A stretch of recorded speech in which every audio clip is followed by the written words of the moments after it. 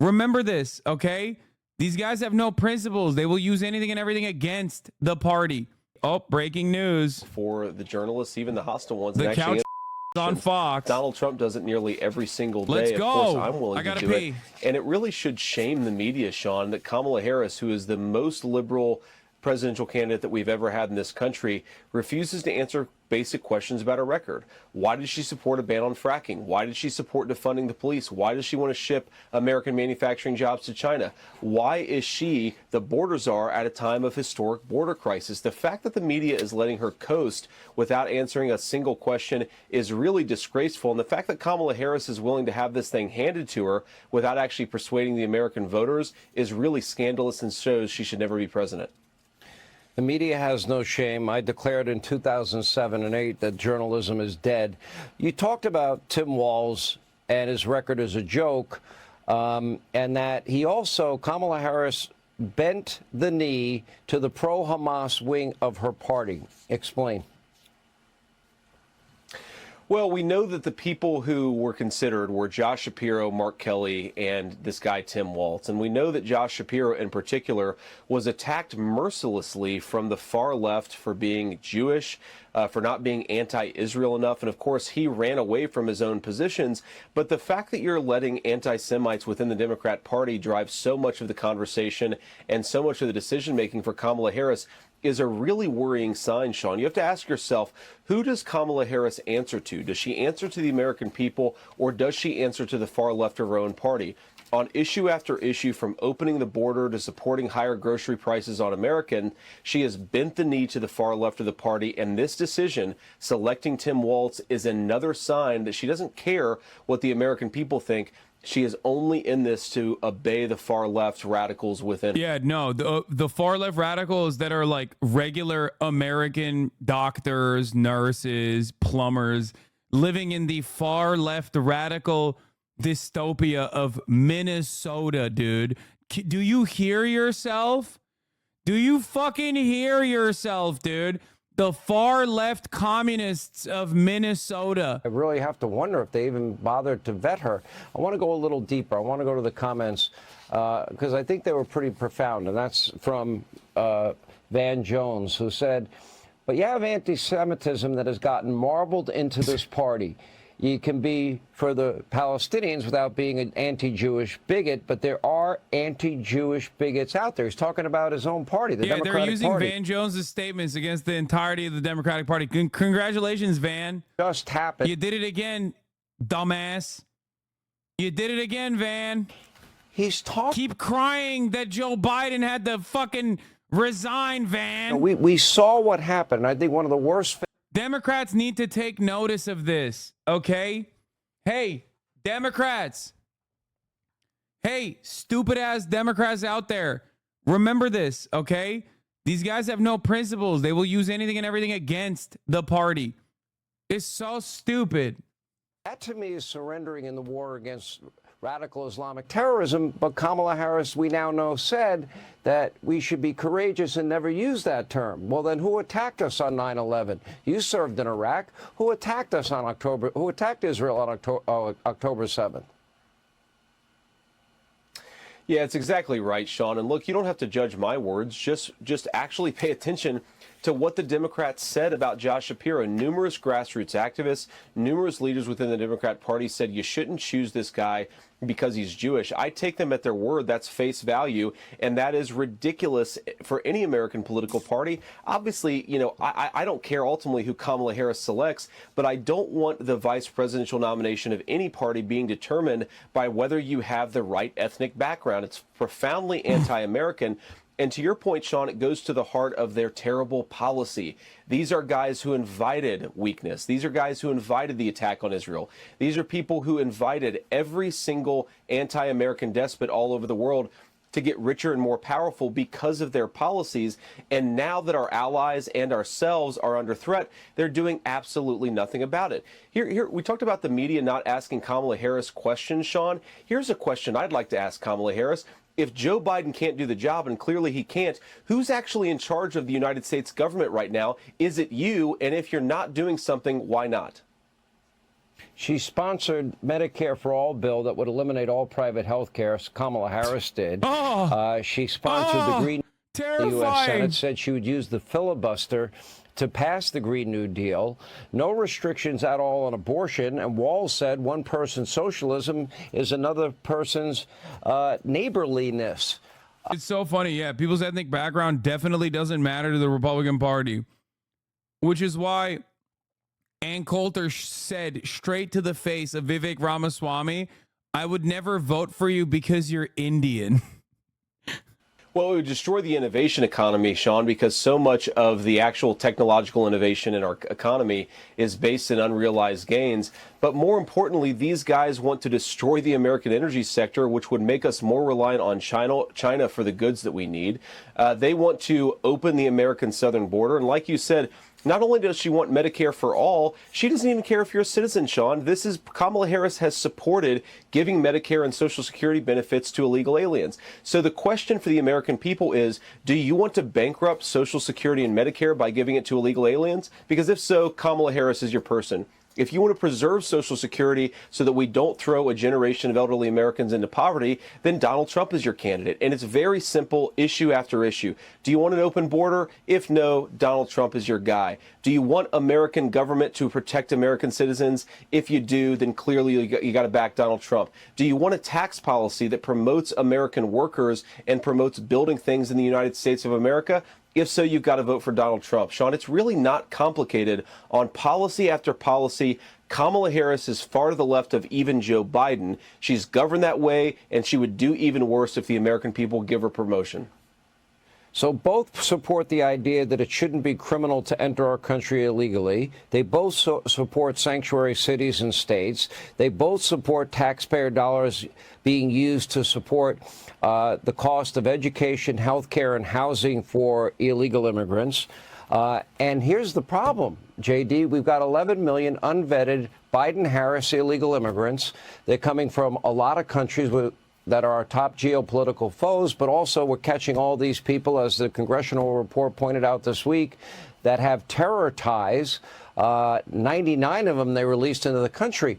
That tells me that's a real clear present danger to our country right now, that it's a matter of when, not if. We're going to get hit again. Do you agree with that?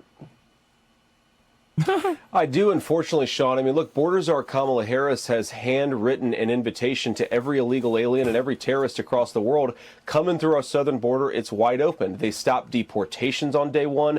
They tried to give amnesty to millions of people on day one.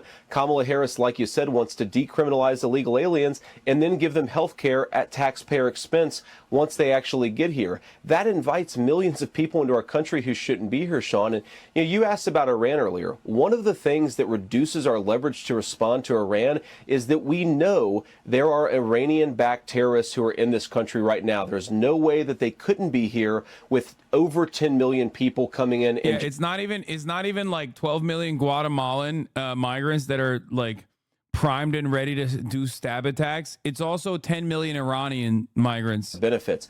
One final point on this, Sean. When I talk to Americans, one of the biggest concerns I hear is, why are housing costs so? This motherfucker talks about Iranians and shit. Meanwhile, he's got more fucking eyeliner on than the average Taliban soldier, dude. Get the fuck out of here. Number two, Kamala Harris has supported higher interest rates, which makes mortgages totally. He's just jealous of their swag, dude. These policies make ordinary Americans suffer. Of course, we haven't even talked about the fentanyl crisis. On issue after issue, she's putting the interests of illegal aliens above American citizens. We've got to stop Kamala Harris, Sean, and the only way to do that is to support Donald Trump at the ballot box. You know, Kamala said it's the cost of democracy, the higher cost of energy because of their radical energy policies. Both are against fracking and drilling, et cetera. And these mandates that they're putting out regarding, quote, climate change initiatives, that to me would be America unilaterally, economically disarming, and literally will be run over by the rest of the world because they're not going to put the same restrictions on their economies. That's exactly right, Sean. In the name of clean energy, they want us to buy energy from tin pot dictators all over the world. But of course, those dictators have much dirtier economies than the United States of America. If you care about the environment, but also if you care about American jobs and American national security, you want us to develop American energy. You want us, as Trump says, to drill, baby, drill and become energy dominant again. There are so many reasons to reject their energy policy, Sean. And another one is that you cannot manufacture anything in the United States of America without low-cost power. When Kamala Harris says she wants to ban fracking, what she's really saying is that she wants to ban manufacturing in Pennsylvania and Michigan because you're not going to be able to make anything in America if China and Russia control all the energy assets. It's totally insane that we've gotten to a place as a country where Kamala Harris can call openly for eliminating America's energy sector and destroying the American manufacturing economy. But that's where we are, Sean. And of course, the American people are not going to vote for this so long as they know how radical she is. And this is why the media needs to do its job.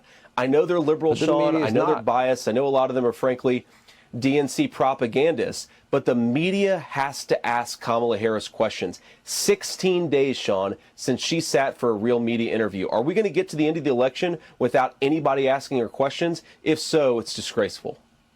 It is exactly the same strategy that Joe used in 2020. It's the hide in the basement strategy. Exactly right. Let me ask you a last question. You know, there was a lot made out of January 6th, and we learned a lot more. We learned that they never, for example, that they had actionable intelligence leading up to that. We learned there were 5 people in the Oval Office days before January 6th. I interviewed 4 of the 5.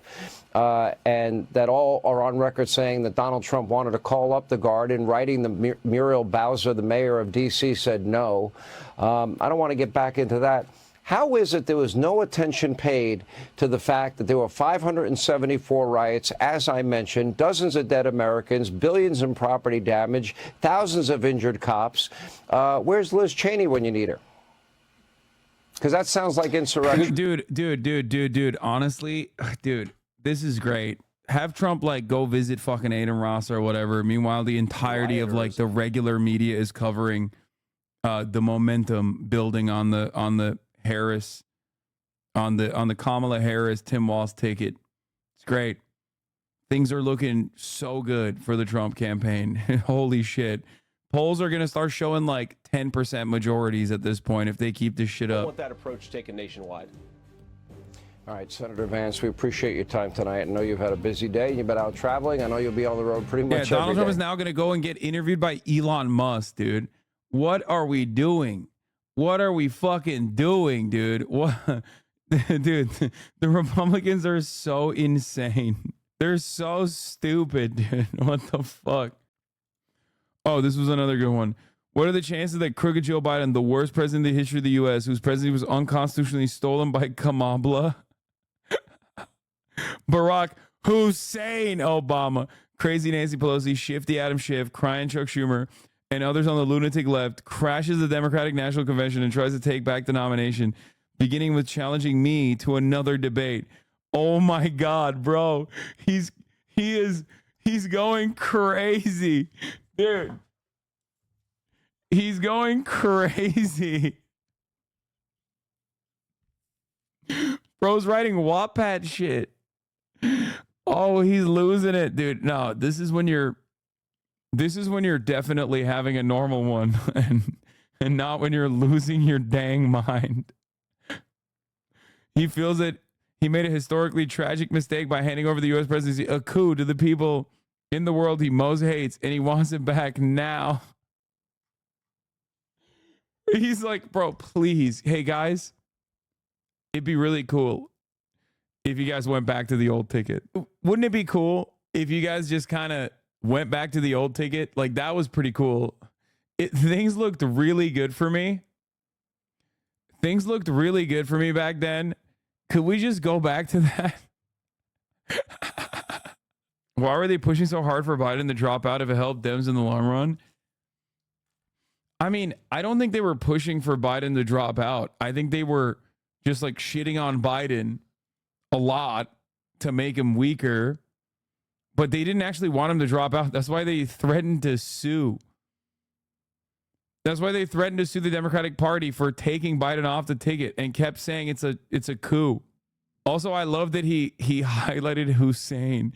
He hit the caps lock on the Hussein Obama.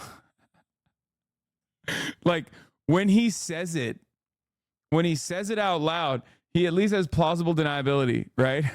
But when he fucking puts the caps lock on, like everybody knows what you're doing, dog. Oh God, here's another charisma suck.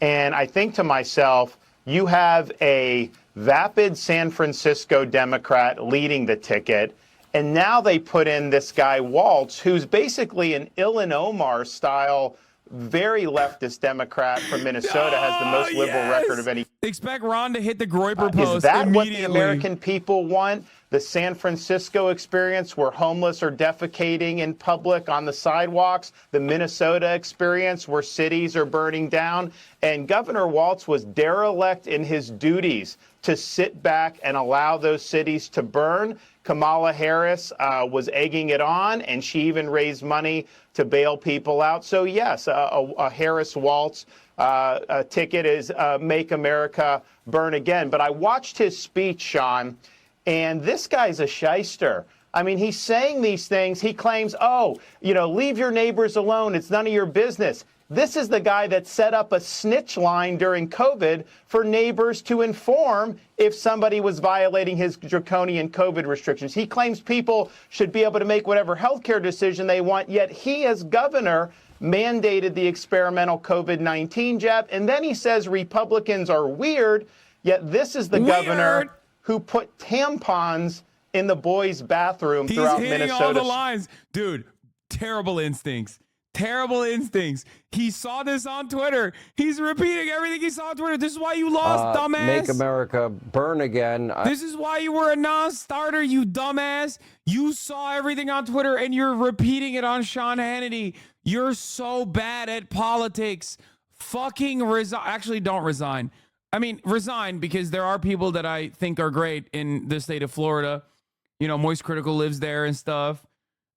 Your Rage lives there. So, resign. But also, oh my God, you're so bad at politics. How are you so bad? Not to say radical Islamic terrorism, that to me is dangerous. And that's who they are. If there's anything surprising about today, and you tell me if I'm wrong, it's the fact that she chose a He literally saw shit on Twitter and verbatim is copying those takes. Like he's getting his talking points from Ian Miles Chong, man. It is such a devastatingly bad way to approach politics. Like I cannot stress this enough, okay?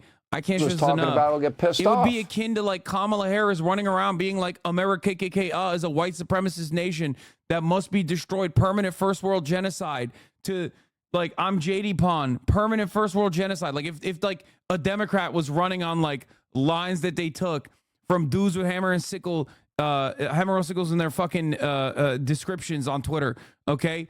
It's just like so unimaginable. It's so beyond the pale. You know what I mean? He's been governor. They rank in the top 10 states for population loss on net. Florida is the #1 state for population gain on net. But here's the, I think. If I was a Republican, what would I say in their shoes? Easy, bro. Easy, okay? Immigrants are a major problem in this country, okay?